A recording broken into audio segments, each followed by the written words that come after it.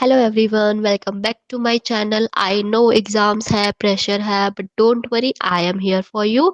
सो चलिए फटाफट बिना टाइम पास किए चैप्टर शुरू करते हैं।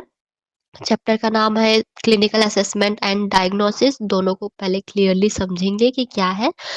जैसे ये समझ लो, जैसे एक डॉक्टर बीमारी का पता लगाने के लिए टेस्ट करता है पहले, वैसे ही एक साइकोलॉजिस्ट क्लिनिकल असेसमेंट यूज करता है क्लाइंट की मेंटल हेल्थ को समझने के लिए। इसे स्टेप बाय स्टेप समझते हैं। पहले समझते हैं क्लिनिकल असेसमेंट क्या है। सबसे पहले क्लिनिकल असेसमेंट एक ऐसा प्रोसीड्यूरल है जिसमें क्लिनिकल साइकोलॉजिकल टेस्ट, ऑब्जर्वेशन और इंटरव्यूज का यूज करते हैं ताकि वो क्लाइंट के सिम्टम्स और प्रॉब्लम्स की एक समरी तैयार कर सके। इसके बाद आता है क्लिनिकल डायग्नोसिस, जो एक प्रोसेस है जिसमें क्लाइंट के सिम्टम्स को किससे डिफाइन करते हैं। जैसे कोई चीज से डिफाइन करते हैं, जैसे DSM-5 हो गया, उसके साथ मैच करके एक फाइनली समरी क्लासिफिकेशन दी जाती है। फॉर एग्जाम्पल, अगर आपको बुखार है तो डॉक्टर पहले चेकअप करेगा ना, वो प्रोसेस को बोलेंगे हम असेसमेंट। और फिर चेकअप करने के बाद तुम्हें बोलेगा कि तुम्हें मलेरिया है, तो उसे बोलेंगे डायग्नोसिस। टेस्टिंग के तीन बड़े रूल्स। किसी भी टेस्ट को अच्छा मानने के लिए तीन चीजें जरूरी होती है। पहला, रिलायबिलिटी। इसका मतलब है कंसिस्टेंसी। अगर एक ही टेस्ट बार बार किए जाए तो रिजल्ट हर बार लगभग वही आना चाहिए। Second, validity. अगर इसका मतलब है एक्यूरेंसी। क्या टेस्ट वही मेजर कर रहा है जो उसे करना चाहिए। अगर डिप्रेशन का टेस्ट है तो उसे एंगर को नहीं टेस्ट करना, डिप्रेशन को ही मेजर करना है। थर्ड है स्टैंडर्डाइजेशन। इसका मतलब है कि टेस्ट सबके लिए एक ही तरह से कंडक्ट हो और स्कोर किए जाए ताकि रिजल्ट फेयर रहे। अब देखते हैं फिजिकल एंड न्यूरोलॉजिकल असेसमेंट। क्या होता है, कई बार मेंटल प्रॉब्लम्स के पीछे फिजिकल रीजंस भी होते हैं, इसीलिए क्लिनिकल्स ये चीजें भी चेक करते हैं। पहला, जर्नल फिजिकल एग्जाम्स। ताकि जनरल फिजिकल एग्जाम, ताकि रूल आउट किया जा सके कि कहीं कोई हार्मोनल इम्बैलेंस या थायराइड की प्रॉब्लम तो नहीं है जो एंजाइटी जैसे लग रही हो। फिर सेकंड टेस्ट करते हैं न्यूरोलॉजिकल एग्जामिनेशन।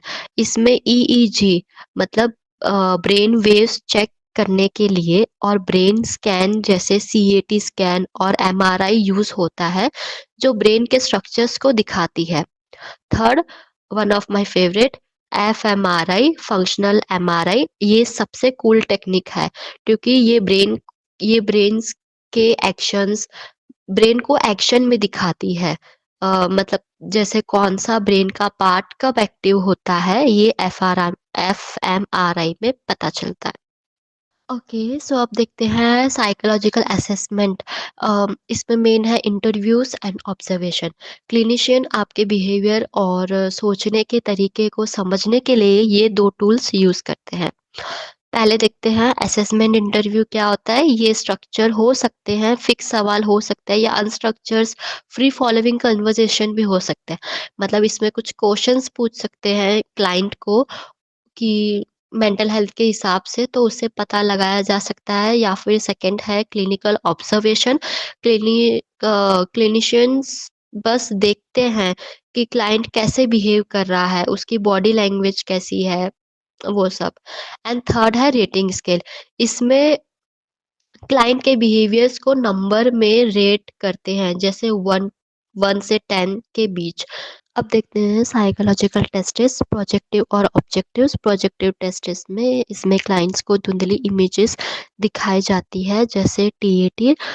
लाइक आइडिया ये होता है कि क्लाइंट उन इमेज को देखकर अपने मन की दबी हुई बातें और जो वो सोचता है, जो वो फील करता है, वो प्रोजेक्ट करेगा उसी इमेज में।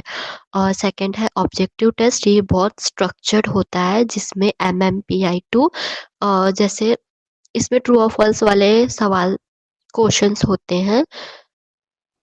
जो पर्सनैलिटी और मेंटल हेल्थ को क्लियर प्रोफाइल बना देते हैं।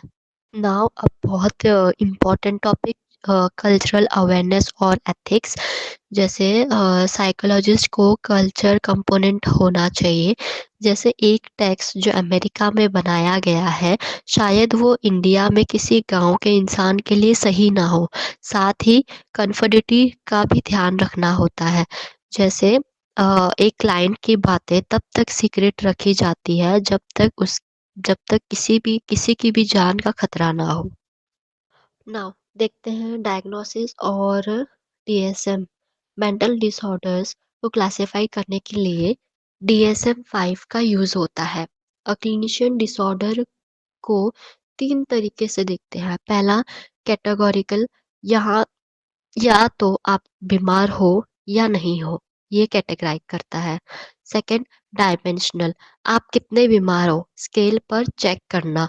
और प्रोटोटाइपिकल, एक एक टिपिकल एग्जाम मैच करना। कई बार एक इंसान को एक से ज्यादा डिसऑर्डर होते हैं, जैसे जिसे कोम कोमोर्बिडी।